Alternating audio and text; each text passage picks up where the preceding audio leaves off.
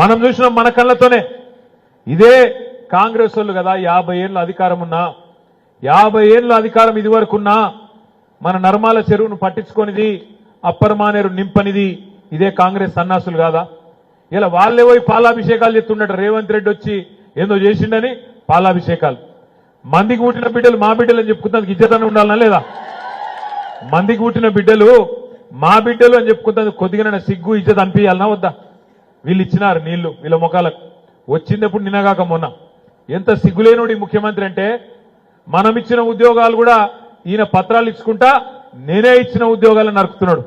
గంత దగులుబాజీ ముఖ్యమంత్రి ఈయన.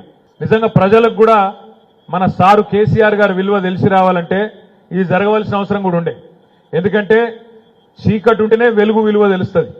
ఇట్లాంటి వాళ్ళ సన్నాసుల పాలన ఉంటేనే ఒక సమర్థుడి పాలన యొక్క విలువ కూడా ప్రజలకు తెలుస్తుంది అనే మాట కూడా నేను మీకు విజ్ఞప్తి చేస్తా ఉన్నా.